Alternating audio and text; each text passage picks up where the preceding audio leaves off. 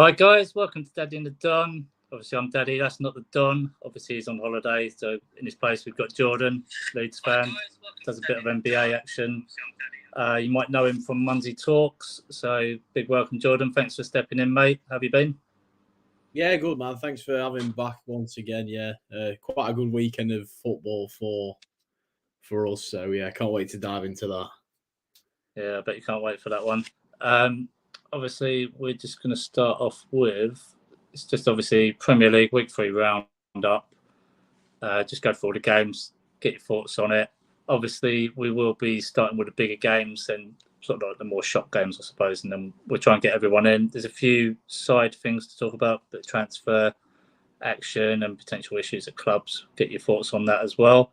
But we'll start off, as it's fresh in the mind, we'll start off with last night's game. So, Man United 2, Liverpool 1. What was your first take on that one? Did you think that was a bit of a shock, or was that something you was expecting to see? Maybe not the result, but the performance from Man U. You was expecting to see a change from that Brentford game.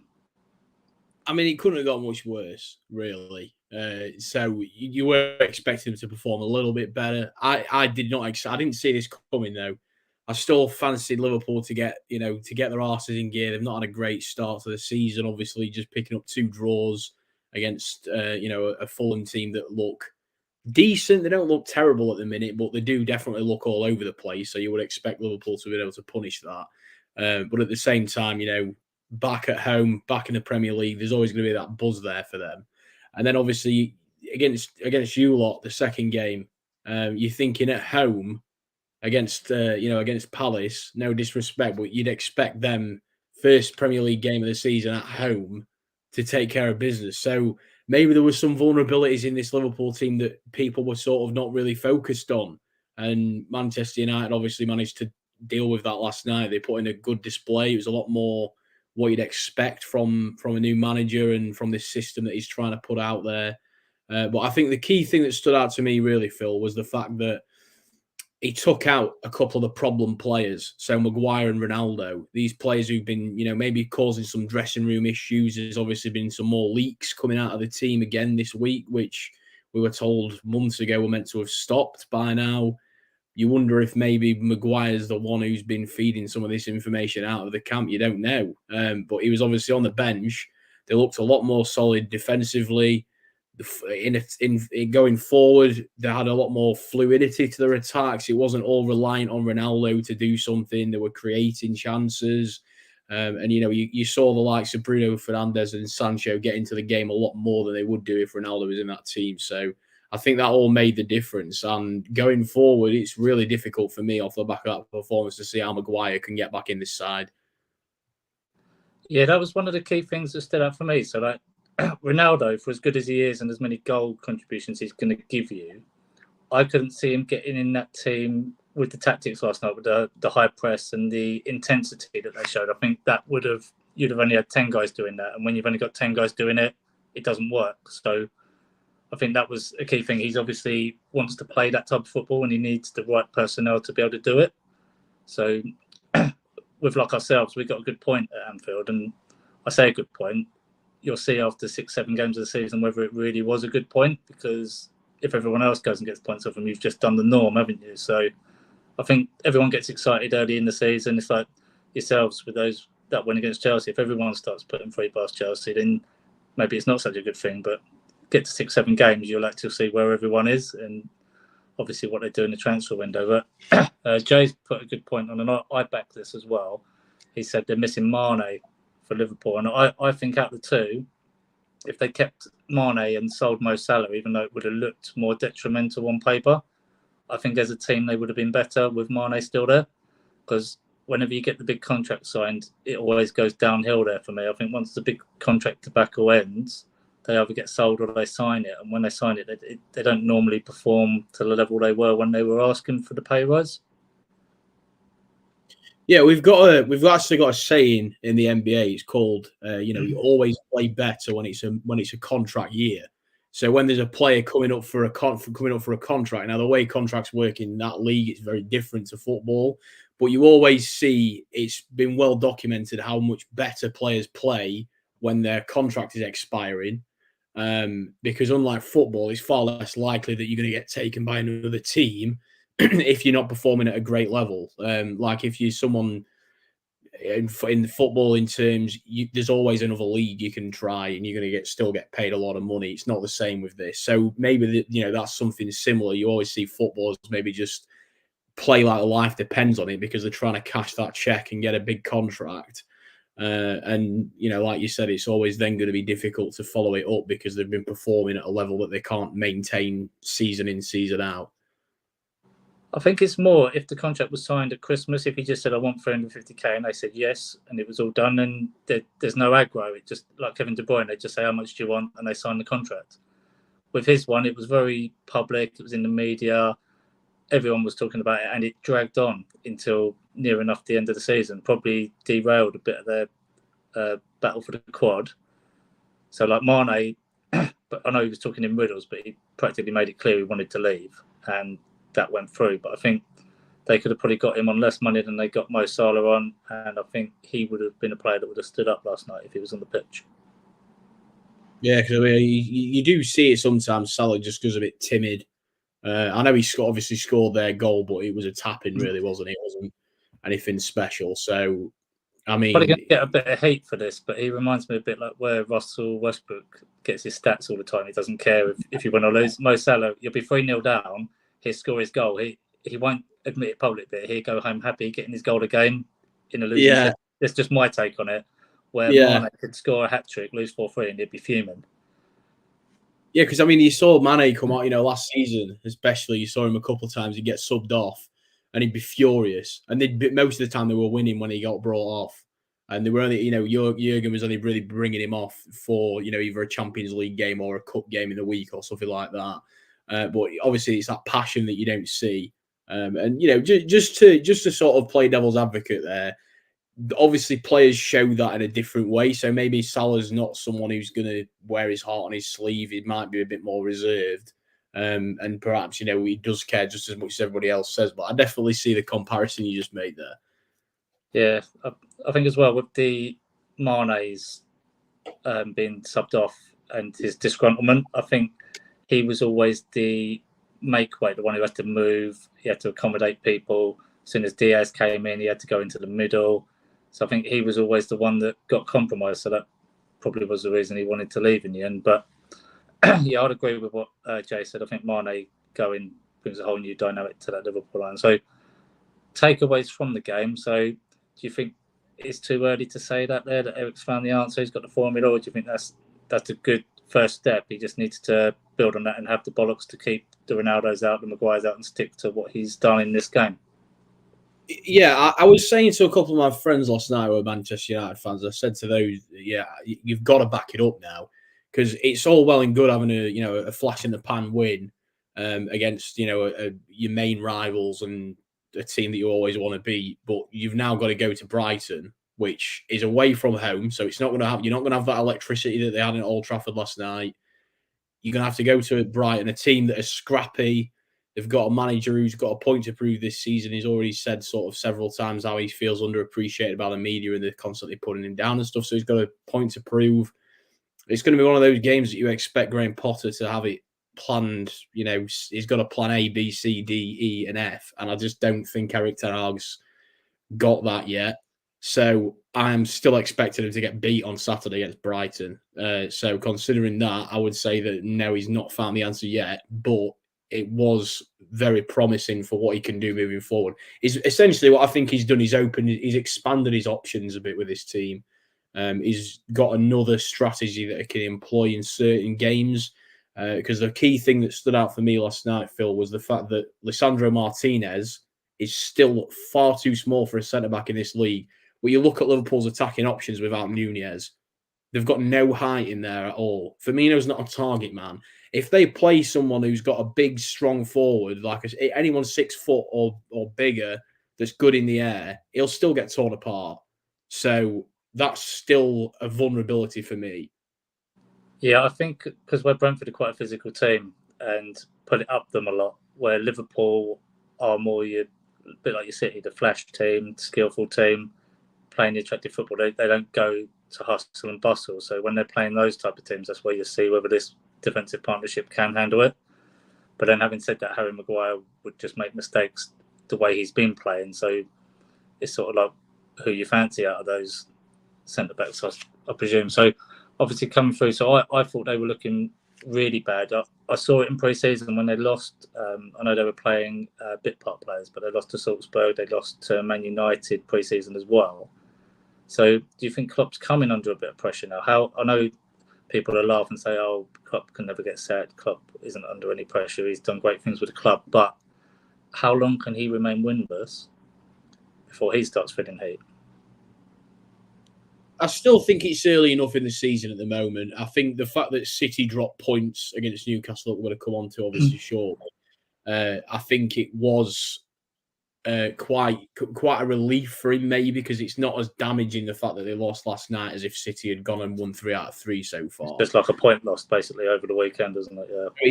So it's not as bad as it looks on paper, but at the same time, I do think that if they get to the 10-game mark and they're still, if they've like fallen 10 points behind Manchester City or more than that, I think he's going to start feeling it. However, I think he's already said, hasn't he? He wants to take a sabbatical next summer. So if you're Liverpool, you're thinking, well, if we bring someone else in now, are they really going to turn it around? And then do we want to really disrespect one of the greatest managers at Liverpool Football Club by sacking him in what will be his last season? Because they should still get top 4 easily. And I'd still expect that the sort of trademark Champions League run at some point. But I think it's just too hard to decide that yet. We need some more sample. We need a bigger sample size, I think, before we start thinking too much into that. I've got a theory. Like, obviously, I'm a betting man. I think you're a bit of a betting man. When you see the team sheets and you see certain personnel playing, it fills me with no confidence sometimes when I've backed that team. So Nathan Ake is one of my biggest Achilles heels. When he's playing for City, I tend to lose accumulators when he's on the pitch. It's probably someone will probably pull out loads of stats to say, "Oh, Ake is better than someone else." But I think if you look statistically, when City drops points, normally he's in and amongst it, and he's given penalties away or lost the ball. When you've got a bet on, it does stick out in your mind when they make those mistakes. But he's just one of my sort of go-to players to throw the remote at.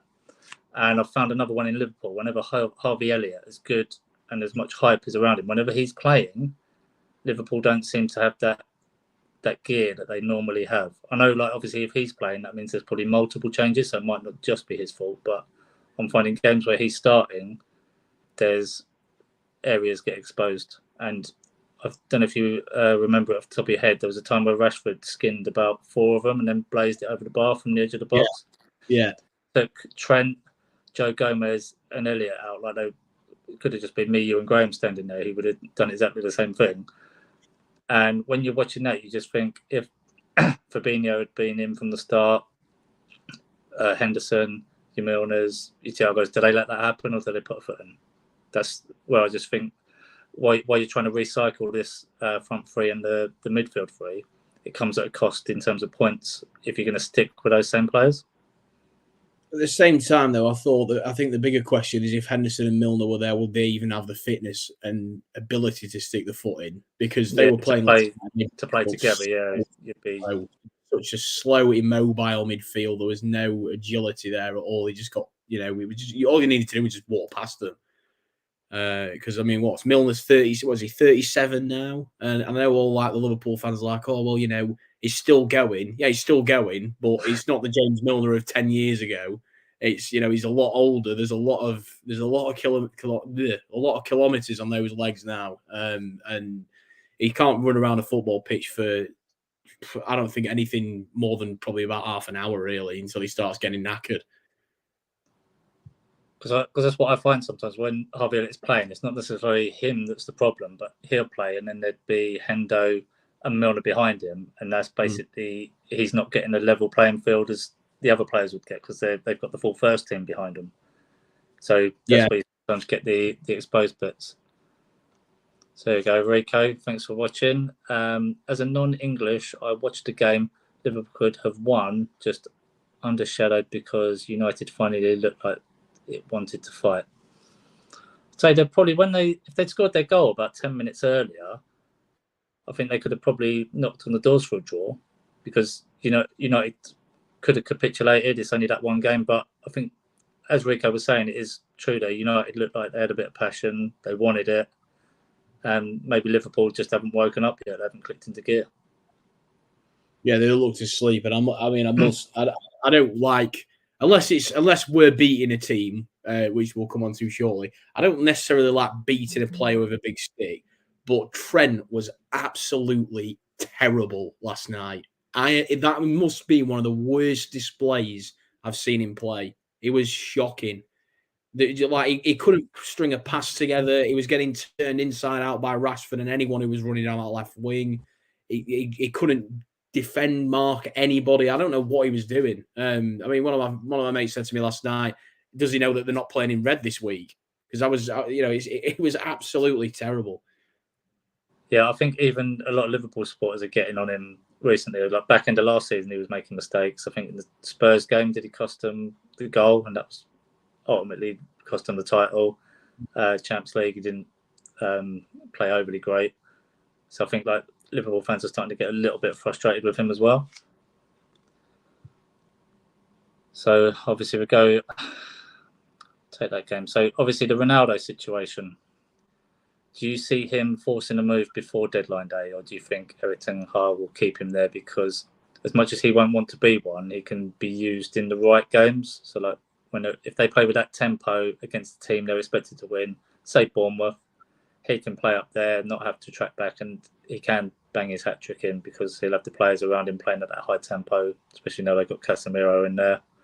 Or do you think he'll just move to sort of like a marquee club where he can just have that free roll? Well, the interesting thing is, isn't it? I mean, he said he wants to leave. Well, normally when players say they want to leave a club, it's because they know where they're going to go. So a team's rang up their agent and said, we're interested in your player. So, is this a move he's interested in doing? That's how it starts. But that's not happened with Ronaldo. Ronaldo's basically turned around and said, I don't know where I want to be, but I don't want to be here. Like, that's basically all he said. And even though there's been all the speculation, we've not heard any substantial rumours about actually moving on to another team.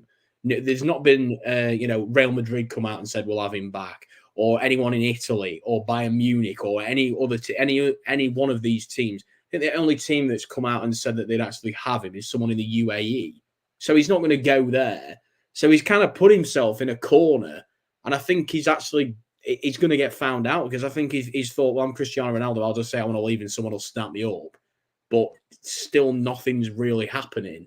So I did hear a few boos when he came on as well last night. I don't know whether that was from the Liverpool fans or whether it was from a section of the Man United fans, but he's done this kind of thing before, and it's not always gone down well with the fans at certain teams. So I think he needs to tread the line carefully. And yes, it might be Ronaldo, but you still can't treat the supporters like a joke.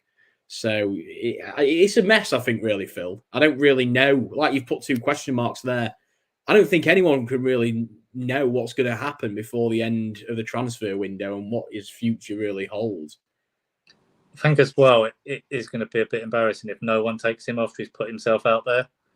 And I think the Bayern Munich one would have worked because they're going to dominate that league so bad. If he went to PSG, I don't think it would work, because you couldn't say you replaced Mbappe. You can't have Messi, Neymar, and Ronaldo all up there not doing any defending. So that would fall apart.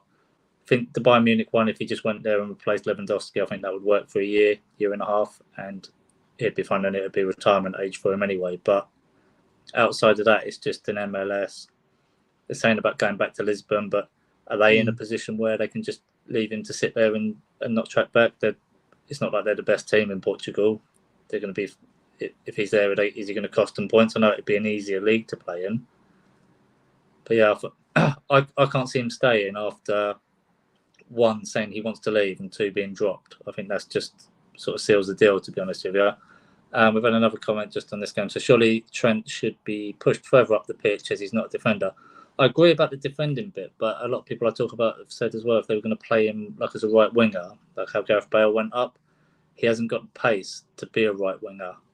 So would he play as like a right side of midfield to sort of cross the ball in from like the deep positions, or it's quite hard like where to put him, or would they have to play as a back five? Would he fit a back five? Because you'd have the defenders that do the defending, and he'd just be a free roll down the right hand side. Well, it's been a conversation piece for a long time, hasn't it? You know, is he more of a central midfielder and that kind of thing? And I mean, if we look at if I take someone from our team, so at Leeds, we've got Stuart Dallas now. He's going to be out for quite a long time because he's basically destroyed his knee. But he was a guy that by trade he was a winger, and then he didn't really have the pace to be a winger at the next level. He was a winger in sort of the lower echelons of the Championship. But then as the pace of the game picked up, he got moved back to central midfield and then eventually got moved to fullback. So it is possible to convert players to different positions. And I think Johan Cruyff, he said that, you know, if you can train a left winger to be a left back, they'll be the best left back that you'll find because they've got the pace and they know what the striker is going to do. But with moving it in the opposite direction and moving someone from a fullback to a central midfielder, I don't think that's as obvious. I think the only case that we've seen that happen successfully has been with obviously Philipp Lahm towards the end of his career and also what Bayern have done with Kimmich since they signed him. But they seem like the only team that have been able to figure out exactly how to do it and make it an actual success. So I don't think it'll be as straightforward as we maybe think it is. I think David Alaba did it, didn't he, for Bayern Munich? But then he's gone back to centre back now, I believe, isn't he? I think didn't he start as a central midfielder and then get moved to left back? Yeah, a bit like Company, but he played both because I think he was playing one for his country. He was playing holding mid for his country and left back for Bayern, so he was playing both roles simultaneously.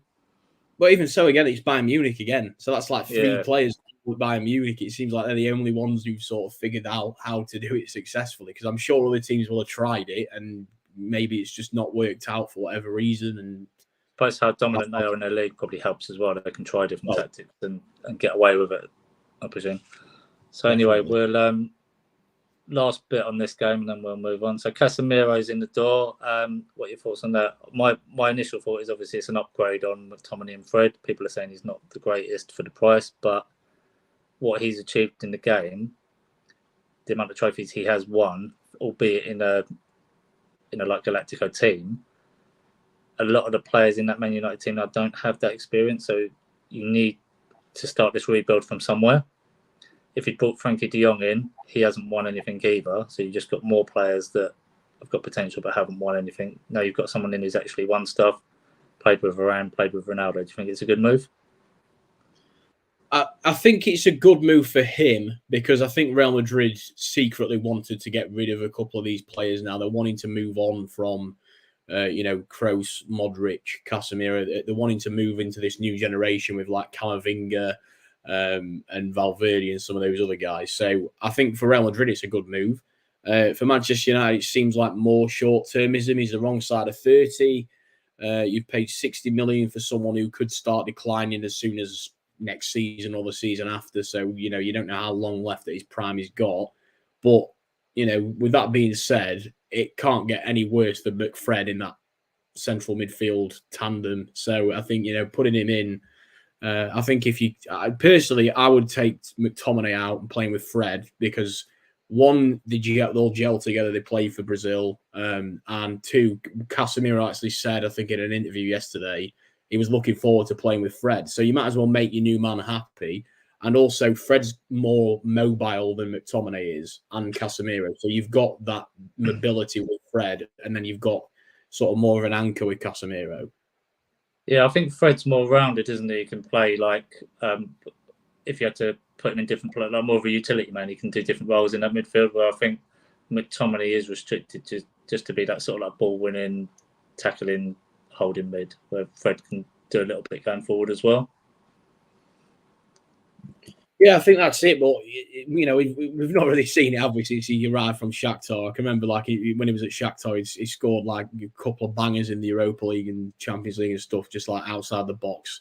But it's very unusual to find him on the score sheet. So I don't know. Maybe it'll give him the ability then to push forward a little bit more. He doesn't have as much responsibility defensively, and you might just see him line up just a little bit, playing in front of Casemiro instead of alongside him. So there's a few people I got quite a bit of heat for this yesterday, just on some posts I commented on, and Graham Souness sort of slagged him off to say he was just a steady Eddie. He used to play that position, and he hasn't seen anything special from him. But I just put in the comments that you've got to consider when Graham was playing, the game was different. So if he tried to play now, he'd probably get more red cards than Xhaka because of the way the dynamics work. And I just got slated for that. But I was saying what I'm getting at is not that he wasn't a great player. It's just that if you're trying to compare his day to now, you should compare him to players that are here now. So he said, he's not as good as Fernandinho, but we hear Declan Rice, we hear Calvin Phillips, but neither of them have won anything. Neither of them has got as many caps. I know he's older, but he's got a lot of Brazilian caps. So if you're looking, Calvin Phillips went to Man United, would he be able to change that dressing room? Would he? Maybe Declan Rice would be a bit more of a leader because he was captain for West Ham, quite big in the England team. But you take a big name who's won multiple Champions Leagues, it changes the dressing room. Yeah, definitely. I think it's that winning mentality. But at the same time, you would have thought when Ronaldo got there with everything that he's won and his brilliance, that he might have been able to sort of drill into them that, we're here to win. Because as much as he does get a reputation for being a bit of a greedy and selfish player, at the same time, he does care about winning. Like, that's all he wants to do. He's a serial winner. So he will help the team. But I just don't think he's got the legs to do it anymore. Like we've talked about pressing. That's maybe what let him down. But anyway, I digress. I do agree with you, Phil, actually. I do think that it's probably a better signing, but only if they were in a mode now where they could actually win something. I still think they're several pieces away from being a title contender, and even winning a cup this season. I think they're going to struggle to do it. There's this sort of misguided belief from Manchester United fans that Casemiro is all of a sudden going to transform the team. He should improve the team, but I still think there's a lot of issues with the team that he can't rectify just on his own. Yeah, I think because a lot of people don't want to go there, you need to just get something in the door that does upgrade the team. So it's a bit like Newcastle. They can't, all this money, they can't win the league in one season. They can't do it overnight. They have to build a better squad, get in the Conference League, buy more players after that, get in Europa, and maybe like over a 4 or 5 year period, get into that Champions League. You can't just, same with Man United, you can't rebuild this mess in one season. So it has to be, you have to get pieces in. Maybe next window, some other players will come. Next summer, they'll be in a position where they can sort of compete top 4 and push for maybe like a Europa Cup. But anyway, I think we've used half of the show just on this Man United game. So I'm just going to talk a little bit about Palace. So I'll first chance I'll probably get to go for a while. So just going to run through this one. So obviously Palace 3, Villa 1. Great result. I was quite pessimistic going into this one. I thought it was going to be a draw. Start of the season, obviously losing to Arsenal, we didn't turn up for the first 30 minutes of that game. But obviously seeing how Arsenal was started, obviously that's the toughest game they had was against us. So gives you a little bit more optimism. Again, Villa, very shady team, a bit like Marmite. You either love them or hate them. Jekyll and Hyde. And we obviously got the latter version. So good to beat them 3-1. And then obviously that good point at Anfield as well. I know it was against 10 men, but historically we do very badly at Anfield. And to get any points there, I know Fulham got a point against them at Craven Cottage, but any points against Liverpool, you just put in a point more than any of your other rivals are going to go in. Wilf Zaha's looking good. Eze's back from his injury now. He's looking really tasty. Decore looks like he can play. Elise, if he can stay fit, really good looking midfield. Obviously, Jordan Ayew is like Benjamin Button, not getting any older, not getting any younger. Somehow still doing it. But I'd like to see a couple of players through the door. If we can get Wan-Bissaka back in, I think that will shore us up because I think we are struggling at right back. I know Nat Klein's doing his best. Joel Ward is holding down the position, but I don't think he's a steady Eddie, as Graham Souness would say. He's decent right back, but he's not like the one we'd be looking for. When Wan-Bissaka came through, he looked like he was going to be our future. Obviously, he went to Man U. I think having him back, that would just give us our back four sorted then, and then maybe another defensive midfielder as cover. But I think we've got all the tools we need. Just have to trust in Pat. But what are your thoughts then? Do you think Gerrard's being found out a little bit, sort of latter part of last season and coming into this season now? I mean, the game before last, so after Villa's first game, I can't remember if they played first game of the season. They lost to Bournemouth, didn't they? And after that game, I was sort of having a chat and saying that, when I looked at it, his win record was really poor. And one of like my best friend who I go to sort of the Leeds games with, he was like, yeah, but Marcelo Bielsa under us, what was his win rate actually like in the Premier League? We got a lot of draws and things like that. And I said, yeah, but the situation was very different. We hardly spent any money. There was no expectation on us to be pushing for sort of, Conference League or Europa League. But with this Villa board, they've injected a lot of money into the team. So they are expecting a much more different level of success than just staying in the Premier League. And if that's all that they can see Gerrard as delivering, which is just survival, they're going to start looking elsewhere, thinking, well, we need a manager who can get this team to the next level because clearly he can't do this. And it's been, 2 shoddy results this season already. Not that Palace didn't deserve it, but I didn't think Villa turned up. They played football for 5 minutes and then just switched off. And then, against Bournemouth, they looked terrible against Bournemouth. I'm not expecting Bournemouth to pick up many points at all this season. And I expected Villa, regardless whether it was the first game back in the Prem at home for Bournemouth, I still expected Villa to turn them over pretty easily, and they couldn't even score a goal against them. Yeah, I missed some comments earlier while we was waffling on about Palace. So Rico saying that Trent makes Salah play better, so you'll accept the lesser defensive since you're Liverpool playing attack most of the time anyway. So yeah, I can sort of get that. If he's providing all those assists, you do take that he's going to defend less, but then it's more pressure on Van Dijk, I suppose. If he makes a mistake, it gets highlighted. And Jay has said, Real Madrid retirement team. He's obviously an upgrade, but what's the long-term thinking? Yeah, pretty much like what you said there, Jordan. So, this was quite a shock game. Where are we?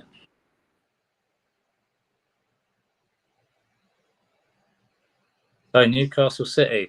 So, 3-0 at one point. It was a bit like the Villa game towards the end of last season. Obviously went 3-1 up, not too long left on the clock, and then City just sort of found a gear. But do you think that was all Newcastle's doing, or do you think that was City being sloppy and missing chances that created this draw? Or do you think it was all credit to Newcastle? I thought it was a bit of a mess of a game, to be honest, because obviously, I mean, Trippier scored an absolute whirly of a free kick, and there's not much you can do about that. As a keeper, I didn't expect Ederson to save it. The only other thing you can say is, well, don't give the free kick away. You're nitpicking really. So that's one thing that you can't take that away from Newcastle. I just thought they had problems all afternoon with Saint-Maximin. They could not handle him at all.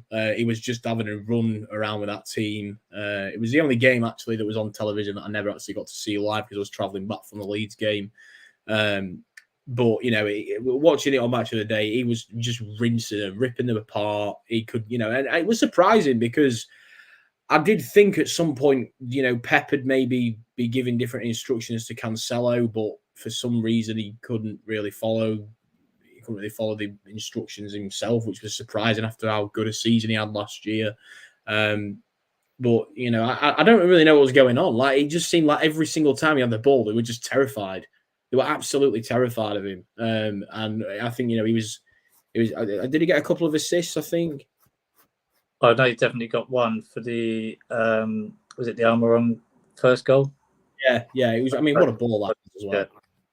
He knocked him with his knees, I think, didn't he? He was on the floor when he made contact. But that's probably the best I've seen Saint-Maximin play since he's been in the Premier League, to be fair. It's a bit similar when we won 2-0 against them last season, and Zaha just absolutely destroyed Laporte and Diaz that day. I think that was a bit similar. He's just had one of those games where no one could deal with him. But then Kyle Walker was guilty of it as well. And Kyle Walker's getting to the age now where his lack of defending getting rescued by his amazing pace is going to let him down, because as he loses that yard of pace, he won't be able to come back and rectify the situation and make that last-ditch tackle.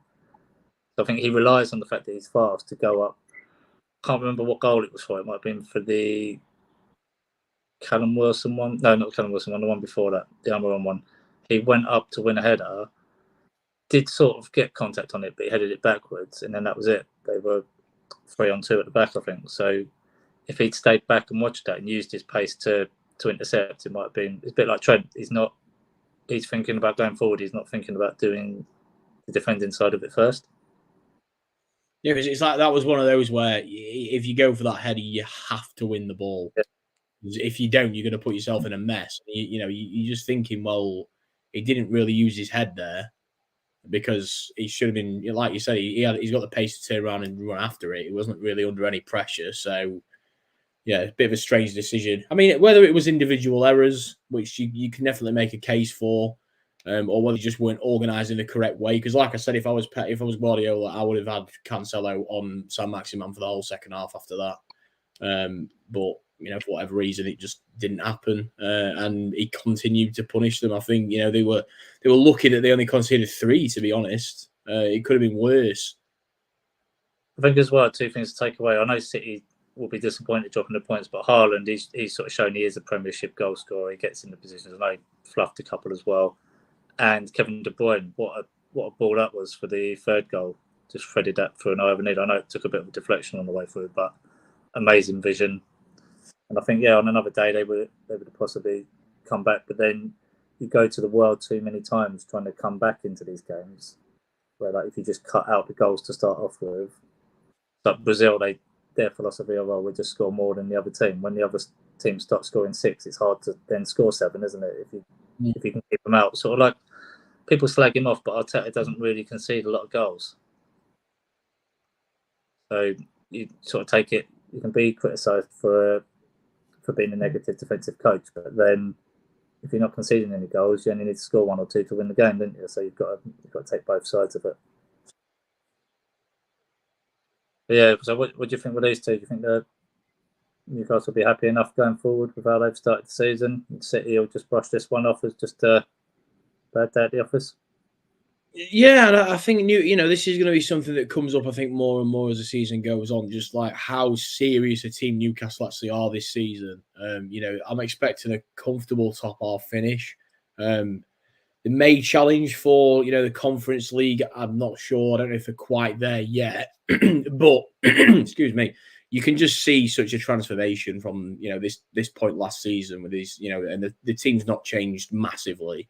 But just that Eddie Howe's done such a great job, I think, with this team. The defensive identity's there. I know they conceded 3, but that was against City, so you can let them off with that one. I think, well, wasn't it? Other than that, they kept clean sheets. Yeah. For first games. So I'm expecting more of the same for Newcastle. And yeah, I don't think it's going to be an easy place for any team to go this season to St James's Park. It often isn't anyway, but I think it's going to be really difficult this season. I think a fit Callum Wilson for a season will be a key as well. If he stays fit, I think that'll decide whether they get into that 7th spot or not. Del Boy Gunner TV. Hi guys, big up Del Boy. Anyone that doesn't know Del Boy, you see him on Monty Talks and some of the other channels. Really good channel, all about Arsenal. He's not the normal deluded Arsenal fans. They're all saying they're going to win the league. He'll be telling you they're still going to get relegated. Big up Del Boy. So here's one for you. So obviously Graham's favourite manager, Graham Potter. So Brighton lost the 2 best players arguably over the summer, but he still found a way to get results. Good first day of the season against United, drew at Newcastle last week, and 2-0 here away at West Ham, who were European contenders last year. So all plaudits for Graham Potter there. I think Caicedo is another player that they've found, that diamond in the rough. What did you make of this one, or do you think it's just an absolute mess that West Ham are in? Yeah, I think like we did say it briefly before we started, Phil, like just how appalling West Ham have looked at the start of this season. They don't look like the same team as they were last year. And the alarm bells have got to be ringing in David Moyes' ears, because the goal scoring's vanished. They look tired. There looks like there's a significant hangover from last season.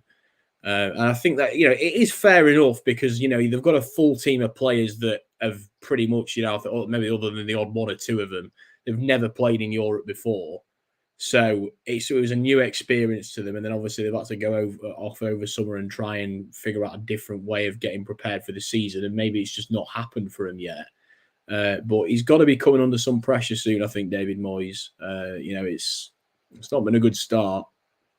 Yeah, and I think it's just slowly, he did really well. He almost qualified for the Champions League a couple of years ago, and then he's just gone slowly backwards since, isn't it? So that's why I had Newcastle finishing in 7th this year when I did my predictions, because I see the likes of Wolves, your West Hams, your Leicesters all regressing slightly. So there is the opportunity for the next team to come in and take that space, if that makes sense.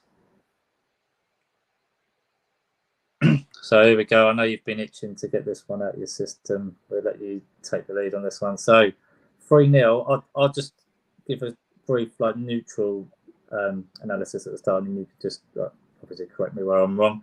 So I had this a bit similar for Chelsea, how the first game of the season went with Everton. They looked like they had a foothold in. They were creating chances at the start. They didn't take those chances. If, say, Sterling had scored that goal, they would have probably just sat back and tried to see that game out. But what it seemed like you did to them is similar to what Brentford did to them at the back end of last season, where they just, after taking those early chances, steadying the ship, they just battered them. Those 2 goals came in the space of a couple of minutes, wasn't it? And it just seemed like they couldn't, especially the nature of the first goal. But if he'd done what he was trying to do, because he didn't actually make contact with it when he did the Cruyff turn, if he'd actually made contact and gone, he'd actually beaten the man. But he just got it caught under his feet for whatever reason. Felt that was the best thing to do, was to just try and carry on with it. He could have just kicked it. He could have done anything, really. He could have fallen on it and given an indirect free kick. But to concede in that nature and then concede straight away before you can even get a foothold back in the game, I think that just blew the wind out of them, and then they just capitulated from there and you jumped all over it. So how much of that you'd agree with, or what your take on it was, mate? Well, there's 2 angles that I can approach it with. It's the fact that Chelsea were absolutely rancid, or it's the fact that, this was the first opportunity that I think the world had to see what Jesse Marsch could actually do. And we had TalkSport on because we drove there on Sunday, and sort of talking on TalkSport and just sort of saying, if this doesn't work out for Jesse Marsch at Leeds, is it just going to be a sign now that American coaches maybe just aren't going to cut it in the Premier League? Because obviously it went terribly when Bob Bradley was in the league. He came over, this MLS superstar coach, and then, he couldn't even win a game at Swansea. So, they were saying, is it going to be like that? But the actual way that we played football on Sunday was just exceptional. Everything was executed. They were running non-stop for 90 minutes. And this was the big difference for me between the Leeds under Bielsa and the Leeds under Jesse Marsch. It was the fact that they were sensibly pressing. They weren't pressing for pressing's sake and knackering themselves out. They were doing it at the right times and the right opportunities. And when the keeper had the ball, they didn't always, not every single time did they rush him. It was just here and there. And Aronson just had a jump in his stride. He ran onto it. He got the ball and he scored. So you're getting rewarded, albeit, it was a very stupid decision from the keeper. You're still being rewarded for your hard work. So then it's going to give you more encouragement to keep doing it. But when Bielsa just had us running around after balls that we're never going to get, they got bored of it and it wasn't working. And then you were vulnerable for the last 20 minutes of every game because you were all so tired. Whereas now it's more methodical and it clearly worked against Chelsea. So I've got a lot of confidence now going forward. I know I was really sort of nervous after what our chairman said at the start of the season, before our first game, that it was impossible for us to get relegated. That was not what I wanted to hear. But, I think that they are looking now a much more confident team, a rejuvenated team. They've had a full summer working under a new system, getting to understand it a little bit better. And I've got to give credit where it's due to a couple of our lads as well. Tyler Adams, absolutely fantastic in that central midfield berth. Rocker complimented him really well. They were working, they were feeding off of each other, and they were just sort of scavenging around and then moving the ball on. The main problem for us with Calvin Phillips is he would win the ball back, but then it would be spraying long balls. And most of the time, it didn't work under the system that we had. So we were actually saying, we don't think he fits the system anyway. So you might as well move him on, get 50 million quid for him, and then reinvest it into 2 holding mids that fit the system perfectly and who are actually going to contribute to you playing well and winning games. And I think that was, we saw that. Jack Harrison as well, fantastic. And, Rodrigo looks a different player this season. His confidence has been flowing through him. That second goal against Southampton was a little bit of a steal when he just sort of nodded it in from about a centimetre away. But great team performance. I don't know if you want to read any of the comments out, Phil. Oh, yeah, I've got, I'll make Carl at KB Sport. So on the last game, we were saying Rice is not captain material. There is one of the problems. Not overly sure about that, but I think like him taking the penalty last week when he missed it, I think that was just sort of like there was probably players like attacking players that are used to scoring goals that could have took that penalty instead of him. But that's the only thing I'll say about him. He doesn't need to be taking the penalties for me. Do Chelsea know their own identity, what style they play? So I think with that, it's more like they won playing ugly against Everton. Everyone was angry with the performance, but they got the points. Then they played really good against Spurs. They're pissed off they didn't get the 3 points. So you sort of think, what one do you want? And then here, they've played terrible and got no points. So surely it's got to be performance-driven. But again, it's getting the points, isn't it? So however you get those points, you've got to have that identity, I suppose. And Koulibaly to get sent off when you're 3-0 down already, you're already on a yellow. You just want to body check the guy. That to me just says you're an idiot, because now they're going to miss him for those games. So how many games could they potentially drop now because they've got a player missing? Same with Darwin Núñez. Absolute idiot. They would have probably beaten us if he'd stayed on the pitch. And then had no firepower against United as well. So it's these stupid decisions players make when they don't need to make them. Just one thing that I picked up on. I think it'll only be one game though, only because it was 2 yellows instead of a straight red. But I mean, just because, obviously, anyone who's not in the chat, how many times, Phil, did I say the other night how terrible Koulibaly was? Yeah, it must have been 8-9 times. He is absolute garbage. I told you this story, so I'll just let everybody else know. I actually saw Leeds in 2010 at Ellen Road play Walsall, and we got beat 2-1 that night. There were better centre-halves in that Walsall team than Koulibaly. I'm not even joking. He was awful. He was getting turned inside out. There was actually 2 Chelsea fans who were sat in the corporate section where we were, who were saying to us, all they've got to do is just walk past him. He's got no speed. He's like turning a tank. You've got Thiago Silva, who's about 5-6 years older than him, who moves quicker than he does. And, he was marking Rodrigo for his goal. How do you get out-jumped by? Rodrigo's 5'11", Koulibaly's 6'3", 6'4". How do you get out-jumped by Rodrigo? Just shocking. And then, for the third goal, what's he doing? He's got dragged way out of position. So then you've got Jack Harrison free. That's where Koulibaly should be there. And he's on the edge of the box. And I don't even know what he was doing. The whole he spent half the second half.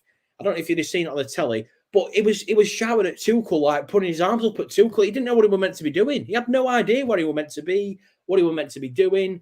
And then the red card. I mean, we said at half time he'll get sent off. 100% he's getting sent off in the second half. No, there were no doubt in our, but we were certain he was going to get sent off. And then to do it in that fashion, I think he just summed it up for him, really, didn't it? It just absolutely. It's almost like someone, when they want to get sent off and they just want an early bath. But I think terrible. With that, I can get where you're coming from about a terrible performance. But again, it is a snapshot. We haven't watched his whole career. Obviously, he's been in the Italian league. So I would say with that, it's probably one of the worst performances you'll see this season. But let's see what he does over the next sort of 5 or 6. And he's had a run at it, I suppose. Because I didn't see anything in the first 2 games to suggest there was an issue with his signing. But obviously that wasn't a good advertisement for his credentials this year. So moving on here. So we've got the banter bus has rolled in to... sorry, Phil. Just one more thing I will just say before we move on. The one interesting thing about Koulibaly is that since the 2017 and 18 season, in the top 5 leagues in Europe, he is the most red-carded player in the last 5 seasons. So, that's a sign of things to come, maybe. Yeah, potentially. And this, again, it's not the fastest league in Italy, is it? So if you're getting red cards galore there's potential issues. So Arsenal. So started off quite humble, slightly pessimistic for their outcome for the season, but 3 wins in, they're top of the league by 2 points. The quad's on now, according to most of the fans. What do you think? Because as much as I hate giving Arsenal any sort of credit whatsoever, I have been quite impressed, especially when they played us the first 15 minutes. They were unplayable. We could have probably been 2 or 3 goals down before we did actually concede. I think Jesus is that missing piece up there. They had a really lazy pairing in Lacazette and Aubameyang that were causing problems.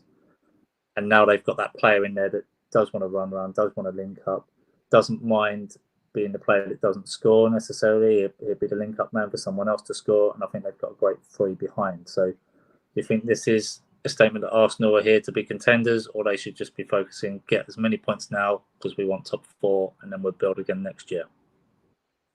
So when Aubameyang signed for Arsenal, this is going back a few seasons now. The fans were saying, "Oh well, all we need is a striker. We just need a striker. We just need a striker."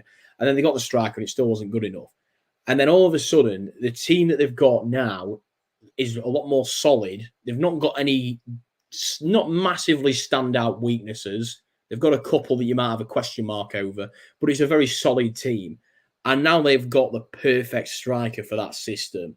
I think, I think most people did agree that when Jesus moved from City, wherever he went, he was going to score goals because he'd come off the bench at City and he'd bag. So his goal scoring ability was never a question. I actually said, I think after the first season he was at City, it just shows you how long ago this was that I was saying this. He will be the first £100 million player. Obviously, a lot's transpired since then. Because I thought, but then he just never really got the game time under Pep at City. He never really got a chance to prove it. And then even when he was playing, he was on the right wing, or he was playing the number 10. He wasn't playing where he wanted to play, sort of an out and out striker. And he's also got a point to prove. Brazil, they need a striker for this World Cup in Qatar. It's still, the jury's still out on who's going to start up front for Brazil. And I think this is it. He's trying to prove it. And then obviously the side effect is that it's helping his team win football games. But in particular with this game against Bournemouth, Odegaard just ran the show, didn't he? A couple of goals and just could do what he wanted to do. And as they say, he's still young. Was he 20, 23, 24? He's not very old. They can keep hold of him for a couple more seasons, and even then, when they might want to move him on, they're probably going to get a lot of money for him. So, yeah, I think there are reasons to be optimistic if you're an Arsenal fan. But, like me and Phil, and like every other football fan knows who support other teams, the Arsenal crumble will come at some point. You can always bank on that. It doesn't matter if they're undefeated at Christmas. At some point, there is going to be a wobble and the wheels all come off. You can guarantee it. Yeah, they always manage to find a way, even.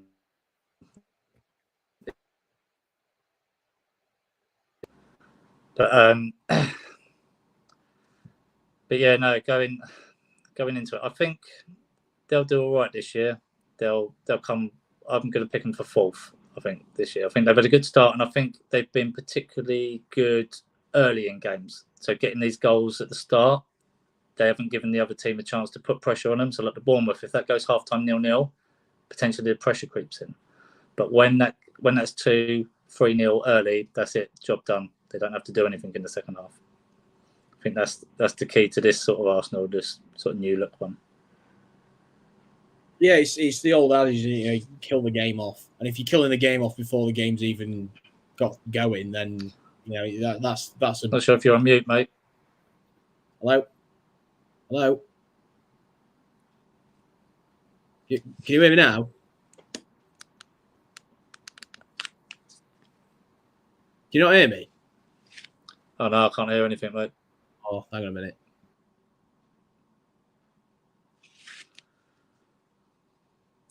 Just having a few connection problems there. So yeah, just going on Arsenal, I think add him to the stream. Hello? Hello, you all right? I'm back, right. Sorry about I don't know what happened there, mate. Back on, yeah. Good, yeah. So I think, yeah, like I was saying, they just, before we cut off, they're taking the element of surprise out of it by getting ahead early and then just seeing it out like Arteta does. So would you agree with that? They're starting on the front foot. They're getting the points secure before half time in most of these games. Not like you said, the Arsenal crumble has not been able to materialise as thus far. I mean, what I was saying, even though you couldn't hear me, I was just on about the fact that you've got to kill the game off. We said this about Leeds a couple of years ago when we were in the Championship. We had a massive issue with killing games off. So if you're able to kill the game off before it's even got going, really, which is what this Arsenal side have been able to do, it's going to be a great recipe for success. The only thing that you can say for them to maybe calm down a bit is the fact that, what have they really beaten so far? They beat Palace, who were, I mean, how many question marks were over you guys on that opening day? After how weird the preseason had been, and there were players that were sort of not sure where they were, and it was a real bit of a mess getting organised for that first game. So you can maybe excuse them from that game. So Arsenal took care of them like you'd expect them to do. And then Bournemouth, again, a team that you'd expect them to beat. They've not really faced anybody that's going to be a threat or a challenge to them. Again, and Leicester were in a bit of turmoil. All the players wanted to leave. How bad they've been shocking. They've been absolutely shocking. And again, that's another game that they should be winning. So I don't see. Fair play. They've taken care of business, and you can only beat what's in front of you. But I wouldn't get carried away until they've gone through a few games against some of the teams that are going to be challenging in around them, and that's when I would start thinking, right, how good is this season actually going to be? Yeah, I think that's the consensus for most people. I think there's a bit of excitement, but it's just steady the ship. See if you're still in that top 4 mix come World Cup, and then take it from there. So what else have we got there? So this one, again, a bit of a weird game. This one, I think. Southampton, after that first start, everyone was really worried about them. Obviously, we've all spoke about them being James Ward-Prowse dependent, and they need to get players in. But Leicester are obviously doing the opposite. All the players are shipped out. But I think the last Southampton showed some bollocks to come back against you in that game to 2-2. They could have easily just rolled over, and they've done it again in the second half here. They're 1-0 down, and they've come back with 2 goals. So potentially you could say, if you're questioning the temperament, they have at least got some fight there, even if you are worried about them long term, where Leicester could just end up being a lead balloon this season if it carries on like that, and these want away players do go before the window closes. I mean, I don't know how Southampton have done it, because they were rubbish. I mean, rubbish for 75 minutes against us, and then we can all our hands up. 2 stupid goals that were both just silly errors. They shouldn't have happened, and they were both punished. And Leicester again, the 1-0 up, they're thinking they've got this all under control, and then Shea Adams comes on and scores. What the second goal was class, and he takes care of business, and they beat Leicester in quick turnaround in about 10 minutes. But I mean, I don't know what they expect. For all the praise that the board get. I mean, I'll have to be careful, because I used to work at Leicester. But all the praise that the board get is, it's all of a sudden people are starting to ask questions, because you've lost Kasper Schmeichel, who was the most integral part of that defensive identity, club captain, club legend, such a massive piece to that puzzle, and you just let him walk out the door for nothing. To Nice. And I mean, you can't blame it. You can't blame him really, because I mean, what is he, 30 odd now? So nice retirement by the French Riviera. Can't really blame him for that. But you've not, all you've done is just promoted Danny Ward. I mean, what do you expect? He's a Championship keeper at best. I don't understand why they think he's going to be good enough in the Premier League week in, week out. I know he played a few games in the Europa League last season, but who were they playing? Random teams from Eastern Europe that, you could put your second team out and beat. So I don't understand why there's not been they've not even attempted to sign another keeper. which is it's just strange to me. I don't know why they've just thought that that'll be an area that'll be fine. And I think, when do we put Soyuncu into that one season wonder bracket? Because he's not looked good ever since that, that season where he broke out. He's been a bit rubbish since then. So, it's like there's not been any refresh to this team. It's just the same team. They just keep re-signing the same players, and nothing is really going to improve if that's all you're going to do. Eventually, you will start stagnated and then dropping off.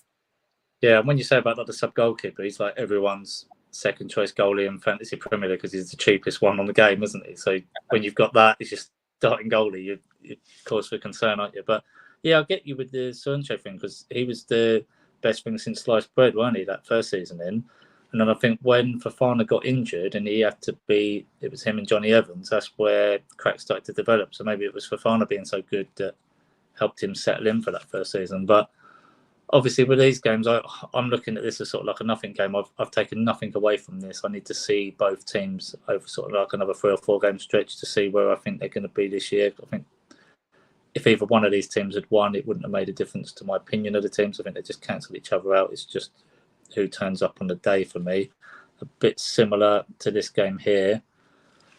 I don't really know what to make of it. Like Everton, I looked at their starting lineup earlier just to remind me like who's actually playing from nowadays, and that 11 they put out here tells you why they didn't win that game. Because I thought their team was better than that, but obviously looking at the front three, the midfield three, it didn't look great. And Forest have got a whole new team. I think Forest this season they'd be happy with their points at the moment. Obviously Everton, I'd say, a bit of a cause for concern. So, any thoughts on how every team has started or prospects going forward? And in fact, did you even see any of this game to say that you saw anything from either? No, I can't comment on the actual game. I mean, Everton are in dire trouble. Can't score any goals. I mean, I know they scored against Forest, but just scraping a draw at home to a Forest who haven't even got all of these new players in the team yet. It's very worrying. And I think they've got to be one of the biggest failures in the Premier League. The amount of money that's been spent by this team, and they've just gone backwards and backwards and backwards. And there's a real possibility that they're going to be in a relegation scrap again this season. Well, just to quickly touch on Forest, Phil. I know you don't want to run over too much, but I think they are under a tremendous amount of pressure now, and this. I'm hoping I get proved wrong because I don't like Forest. That I get proved right because I don't want them to stay up. But they have piled money in, and we've seen this once before with QPR not too long ago. In fact, they did it on 2 separate occasions. Tony Fernandez rolled in, got his checkbook out, and signed all these players, and it didn't gel. I think Fulham did it as well, didn't they? The last time they spent over 100 million, and it didn't work out.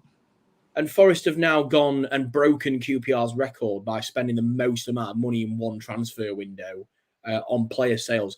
The most amount of money they've ever spent in the club's history until this summer was £140 million. They've spent 154 million just this summer. So they've already more than doubled what they spent in their entire history, which is 130 plus years in one window. I just can't see it working. Yeah, I really can't. It's going to come back at some point, isn't it? With fair play and things like that. Got a few comments that I missed earlier, so just going back to the other game. So Rodgers definitely doesn't seem happy. Yeah, I tend to agree on that one. Something like I think he thought he was going to get one of the big boy jobs when the merry-go-round was happening, and then stuck with Leicester. So he's put Madison to Newcastle, and Leicester could be in a relegation dogfight. Yeah, I can agree. Maybe not relegation, but they'd be floating down there. Everton bang in trouble. Yeah, I tend to agree with that. And there you go. Morgan Gibbs-White is a mental fee. Yeah, I'd agree. Absurd. Absolutely absurd. Yeah, so obviously going back into it, I think, like we said, Forest will be happy with the start, but it'll be once this window's closed, will these players all gel, and will they come unstuck when you get like a run of games, you get these injuries, you can't just go out and buy other players to come in. They had a hell of a lot of loan players last year, so that's why they've had to go out and spend all this money, I suppose. But yeah, Everton, the last thing, Phil, is even with all these signings, they still look so weak in defence. You know, you've got Joe Worrell at centre half, who was playing League One football 5-6 years ago when he was on loan, and he's coming up to 30 years old, and he's your centre half. And then you've got Dean Henderson in net, which that's actually pretty decent. But then the back line in front of him, it's just, that's going to get exposed so many times this season. They're just not up to the caliber that they need to be in the Premier League. So they're signing all these midfielders and attackers without really thinking on the whole balance of the team. I just think they're going to be so top heavy with Lingard, Gibbs, White, Mopay if he actually does sign, and all these other players that they've signed. They're going to be so sort of midfield attack heavy, and they've just sort of they've already got Brennan Johnson in there, haven't they? So it's like you're gonna have too many chefs at some point. I've put one game here. I left it late intentionally just so Jay stays on the line a bit longer. So Fulham 3, Brentford 2. I did think it was going to be a draw, but I was going to edge towards Brentford in this one. When it went 2-2, I actually thought Brentford were going to nick this one. I don't know what your thoughts were when the 3 o'clocks were coming in. It just seemed like that's a trademark of Brentford last year. They'd hang around in games, they'd get level, and then they'd nick them at the end. So what was your thoughts? I mean, I did say on the show that we did right near just before the season started, where we were sort of doing our predictions, and I did say I think Fulham will stay up. But the key to it was Alexander Mitrovic, and he is scoring. I know it's very early when it's only 3 games in, but he's scoring goals. He's not just putting penalties away; he's scoring goals that he needs to be in the right area to finish. And I think that header against Liverpool, that was an absolute bullet header. And he had to be there to get that in. The movement was there and everything. It's like Trent Alexander-Arnold still recovering from that, isn't he? Yeah. just a real more salt in Trent's wounds. But I think he is actually showing signs that this could be a season where he can maybe score 15 goals in the league. He's already got 3, so as good as he got last time, isn't it? I think he got 6 or 7 last time, wasn't it? So he's on the way. Very good start, but I don't know. Maybe this will be the season that Fulham managed to stay up, and we'll see. We'll see with Brentford. I mean, I actually thought this was going to make it even more funny for Man United, because I thought if Fulham can actually put 3 past Brentford and beat them, what's it going to say for them for their chances against Liverpool? But obviously, it rarely ever works out like that. Well, we'd all be minted if it worked out like that, wouldn't it? Because we'd be picking the right winners every week. But I think, for both teams, I think Fulham can take some solace now they've got their first win and chance to stay up. And I think Brentford will be all right because they've, again, first 2 games of the season. I know Leicester, everyone else has put them away now, but they were 2-0 down in that late on and looked like they could have almost come back and won that game as well. Obviously, the United game, big time bullying, and this game, they could have come back and won it as well. So I think they won't be too downbeat. I think they'll just be trying to beat the teams that they should be beating, and they'll be okay as well. So it was the first game of the weekend, but it's the last game we're going to talk about. So Spurs 1, Wolves 0. I didn't watch it all, but I was sort of following it, and it seemed at half-time they were saying that Spurs were really lucky to still be there at 0-0. I think just looking at the stats, it was all Wolves, and I think Harry Kane just does what Harry Kane does best. That's what you've got that player in your team for. But other than that, Spurs got away with it with the point, and then they've got away with a win this time. So is it the fact that you just getting the job done, you won't care, or will that be something they'd be worried about going forwards, that the form's got to get a little bit better? I mean, they're beating. They're still winning games, so it's again, it's hard to really say at the minute. But I think the main thing that really lost your sound there again, Jordan. Just do what you did last time, mate.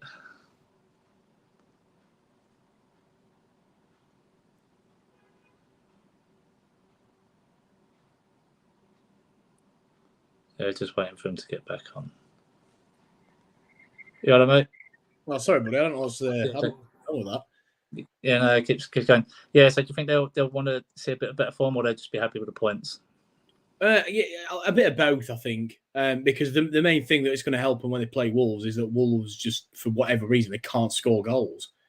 It was well documented at the start of this season how few goals they scored in the back half of last season. I think it was, they were bottom 3 in the league in terms of goals scored, which is, that's going to be a huge concern. And they've not really made any acquisitions to change that. Obviously, Jimenez's form's dropped off a cliff since he got injured, which, is fair enough. You can kind of expect that. And with a head injury as well is something that you're always going to be psychologically worried about going in for headers again. It's something that play in your mind as well. So, with that being said, they've got then wingers that they've never been prolific in their careers. So, what can you really do? I think they're going to struggle this year, Wolves. I really do think they're going to struggle. I've got them penciled in for 3-4. I think they won't go down, but they'll be banging down their 15th to 17th for me. Yeah, I think so. It depends because they're not afraid to sack managers, are they? So I know not necessarily in recent memory, but in the past they've definitely been willing to ship managers out. I don't think they're quite in the Watford category just yet, but I do remember back in the forget his name now, the McCarthy era, they were going through managers like hot knife through butter, weren't they? Terry Connors. It is a different board now, I suppose, but the point still remains. I think the form was that bad at the tail end of last season that is that going to prompt them to make any changes if they don't start scoring goals and getting some points on the board this season? Yeah, and obviously for Spurs, do you think they'll just be happy they've got their players in, they're picking up the points, they haven't really played their new players, so they'll just be looking to get this first sort of 6 games out the way, have the first break, and then click into gear for the time for the Champions League? Yeah, I'd kind of expect it because Son and Kane, it's still a great duo that works very well together. So you can still rely on them to get the job done. And then some of the other acquisitions that they brought in, it's the more Conte style players that he wants there. So he's getting a chance to put his fingerprints on this team now. So I would expect steady improvement. And I still think they're, for me, they're nailed on top 4. I think that manager is the key to them as well. They've actually got a manager in that can move that team forward, where before they've had the players, not the manager. They've had the manager, not the players. Now they've got both. I think they'll, like you say, I think they'll be one of the top 4 this year.